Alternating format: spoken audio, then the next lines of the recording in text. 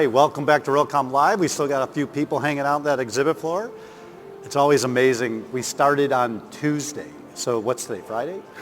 Tuesday golf tournament. I think it's Friday. Yeah, I'm not sure. Is it? Tuesday golf, tours, VIP event. Pre-con is now busier than day one. It was like the cyber forum. I mean, and then day one, yesterday, general session, and here we are. I can't keep up. I don't know if you guys can keep up, but this is probably one of my favorite topics that nobody really understands.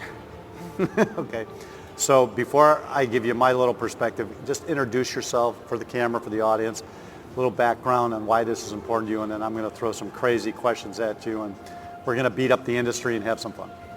All right. I'm Steve Woods with Gensler. I'm a technology director there and a part of the strategy and research team, and so we've invested an enormous amount of energy and thinking into the conversation of hybrid. So excited to be part of this conversation. And you work with Greg? I do. Awesome. Okay. So I'm Kay Sargent. I'm the Global Director of Thought Leadership for HOK's Interiors Group. I work with our big corporate clients all around the world that have millions of square feet of real estate and want to know what's happening and what's coming. So we try to do a lot of future casting and kind of understanding what's going to impact them so that we can advise them wisely. Arjun. And I'm Arjun Kaicker. I am co-head of analytics and insights at Zaha Hadid Architects, also name of my team is ZHAI. And we are increasingly working with AI to really understand occupiers, users, clients' needs in workplaces and also across many other categories of building type. So just for context for anybody watching, these are the three most extraordinary architectural firms on the planet Earth. Fair? I agree. We think so. Dubai, Absolutely. Dubai, Singapore, Shanghai, New York, Chicago. I mean, you have risen some of the most iconic projects in the world. So let's start with that. And thank you for sticking with this community and bringing your industry to the conversation. Because as you know, I have been trying to work with the architectural industry for going on 20 years. Yeah. And have offered our conversations to be interjected into your industry's conversations with not much success. So thank you for hanging with us and not giving up, okay? I think that's going to change real quick, Jim. Okay. Because our world is being rocked right now. I think it's been being rocked, but I think we're at an inflection point where this is absolutely going to change our industry, and we either need to well, be if on we would that if train we would or have had a not. little innovation hub in the middle of your industry's events, they wouldn't be where they are today. We would have gradually over the last 20 years been talking about this at a technical level that led to this change. Yeah. It is what it is, but just keep us surprised. I mean, I had major organizations here today, and I've been saying the same thing to them. It's time for a super fast, accelerated collaboration because this stuff is not slowing down. It's going to give you 5X. So the context of this conversation, we've had all sorts of different people up here talking about wireless and all the things that ultimately impact an experience that somebody has in a building. But this whole idea of flex, hybrid, immersive, not a lot of people understand, right? So for the last 50 years, we've been designing iconic buildings projects for what I call single purpose. That's a mall, that's retail. Right. It's open from 10 o'clock in the morning till 9 o'clock at night, and it's 7,000 square feet, and that's an apartment building, and that's an office. Very siloed. Huh? Very siloed. We have single purpose. Yeah. Okay, and then we got the mixed use where, we got retail here, but this is still only used at this time. And now we got office buildings around the world who were designed for a single purpose 50 years ago, based upon Henry Ford's concept of drive here to work, drive here to play, drive here to school. And the pandemic woke everybody up and said, I guess I can go to school and I can shop. And yet everybody, it seems to me, is still waiting to get back to the normal, and a lot of people don't understand that that's gone. Right. Yeah. But yet we have all these buildings. So if we can just start with Arjun, come this way. What do you think is a flex, hybrid, immersive, next generation space? What is that? Well, I think the first thing is it's exactly what you're saying the problem was before, of having these single-use, single-purpose buildings. The future of not just for workplace, but all building types really, is adaptable and flexible. And that is adaptable and flexible on many, many different layers. That's adaptable and flexible that day.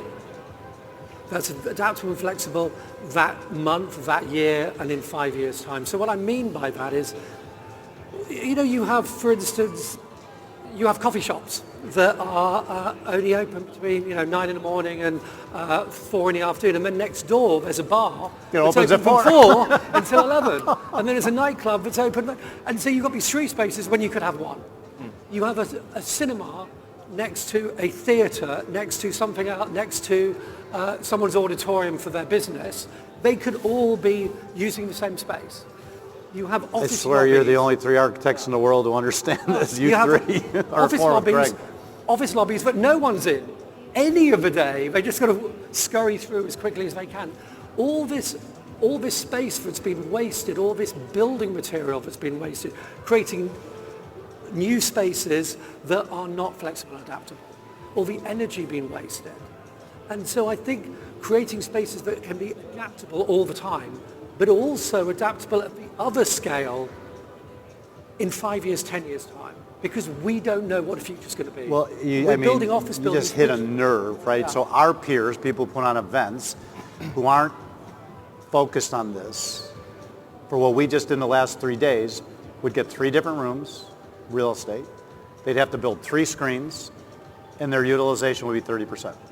We took this room right here when that wall was divided, and this exact stage we're sitting on has evolved over the last 3 days with a click of a mouse. The background changes, the furniture changes, the lights change, the walls open, and we have functionally used this square footage at 110% at a significant reduction of cost. Absolutely. Yeah, but I'm going to jump in and say that this is different depending on where you are in the world. So, and part of this is becoming a North American problem, because in North America, most of our cities are less than 150, maybe 200 years old. In Europe, these cities evolved over hundreds of years, and you had all those things integrated, where a lot of the things in North America were designed as central business districts, and you went home and lived in the suburbs, right? So we we have that commute, and we have these central business districts that 20 years ago. Europe had it right. Right, and so we need to morph that into the social business district. And anybody, India, looking at you, who is massively building right now needs to take this approach that we need to create destinations and precincts and that social business district. Well, why do you think we chose Tampa? Yeah, it's a great example. We get to go where we want to go, and we always try to go to cities that are innovative. This city has so figured it out, okay, from the standpoint of 5 hotels facing the convention center, along the river, with a walkway for your walk in the morning, with the Water Street Tampa Digital District. Why? And they were on the general session. He said that they're one of the only cities in the country that is blowing up right now. It's expanding, while all these other urban areas. Well, that's also because there's a massive migration south. Right, but that is fair, but they've done some really good things that took strategic planning and decisions to make this all come together. Absolutely. Yeah. I think that we talk about immersive, and there's a tendency to believe that that needs to be done through technology, through AR or VR applications or screens. But really, when we talk about immersive, we can really create a compelling sense of place. Absolutely. And Tampa is that. It's an extraordinary place. We want to be here. And so when we think about hybrid, we can layer on the ability for people who aren't in the space to enjoy and take advantage of the dynamic that's in the room. So I got to pick up on that, because Steve, I think you hit on something really important. If you look at science fiction usually gets the technology part right. Okay, where we totally miss is the social elements. And by the way, there is a massive societal shift going on that we're not talking about that is really fueling and driving far more of this than we are actually acknowledging. And we can talk for hours about that later. But the more high tech we go, as humans, we want balance. Absolutely. And so the more high tech, the more high touch. All of a sudden, there's this massive maker movement that's more organic. We want to be in person. We want to connect. And so we seek that balance. And places that seek that balance are going to be successful. Right. These sterile environments that you always see in these sci-fi movies are not at all what we are moving towards. Right. Not at all. Totally, 3,000%. And if you don't understand that balance, you're going to be that developer that looking for that new shiny object, and your project's going to fail in 5 years. Yeah. Absolutely.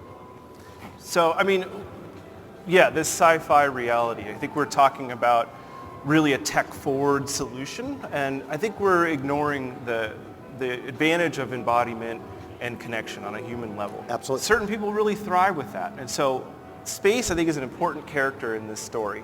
It's designed to enable the co-creation and the collaboration that people are seeking. But not everyone can be there. We have distributed teams more and more nowadays, and so we need to design for two experiences in But parallel. let me ask, I'm gonna get it real granular, because I've asked this question, I've really never finished it all the way through. So digital transformation started 25 years ago? I mean, when the first laptops where we could pick up our IBM sewing machine or our Wang laptop with the printer. I'm dating myself, right? Yeah, it's okay. We were all there with you. Yeah, we were all there. All right. So that's when it started, and then all of a sudden the laptops got lighter, the iPads showed up, the phones are now computers. So we were on our way.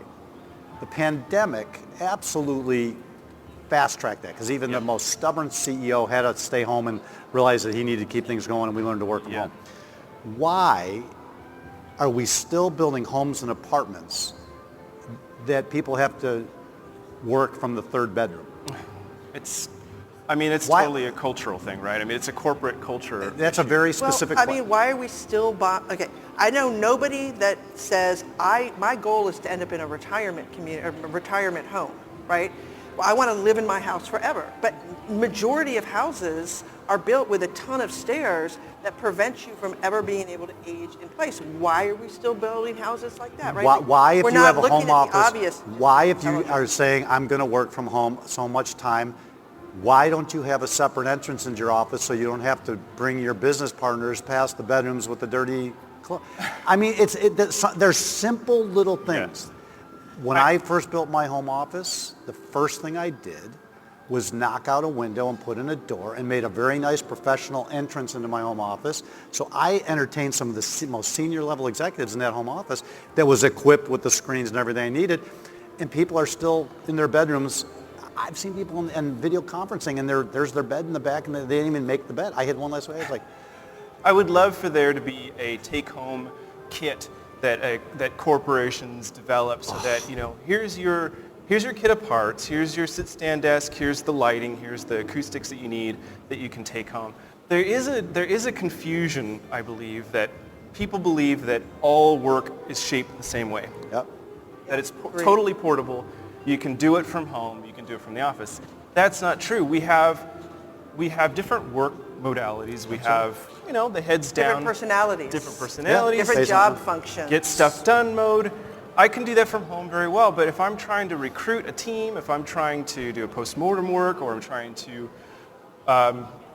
develop a product in tandem with other minds, then certain spaces lend well to that. Yeah. So you can't do everything from home. No, absolutely. No, I'm not suggesting that at all. But for the time that we are at home, right, you need an environment that's designed for that. Sure. And then you can't work on the kitchen table, and you can work in the bedrooms, but why not give me a space that's a little, and we're here to talk about buildings, and now we're talking about homes, but the point is, this change of digital transformation, impact on how we use space is big, and yet nobody's making big changes. Well, I'm going to tell you one of the things that I think we are totally missing, and we spoke about this at South by Southwest, and we're the buzz killer.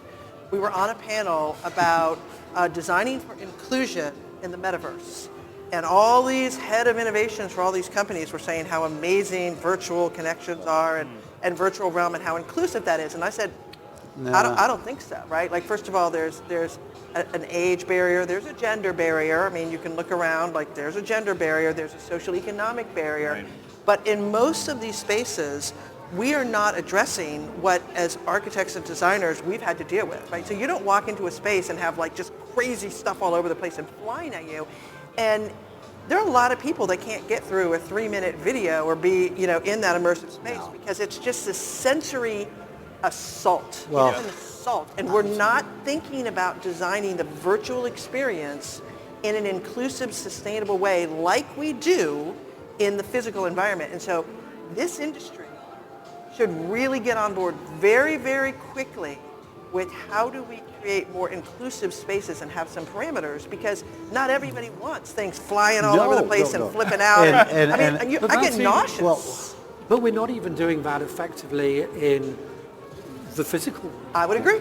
And I think, we're talking about sensory environments, and I don't think people talk enough about the 5 senses in design. It is not just what you draw, what you visualize. I have to do something I absolutely hate to do. I'm getting yelled at because we're like 20 minutes over time, right?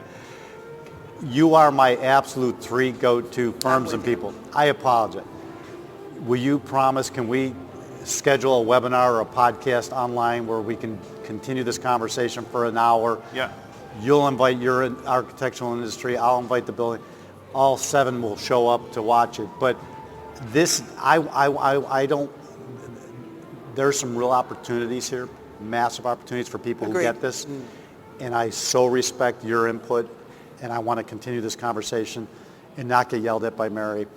And give us the 3 hours that we need. This was supposed to be quick, but you can see we haven't even touched. We could talk for hours on this stuff, so absolutely. And I so appreciate your willingness to be smart, but more important, your willingness to share. So Thank you. I hate to cut it short, but we've got a schedule and I got to keep to it. So We'll consider this a teaser Yes, for future this is a teaser. Sample. It's the trailer. You literally have the best in the world. Here they are. We're going to continue this conversation. Thank you so much for being here, sharing, and being who you are. I really appreciate it. Realcomm out. Thank you.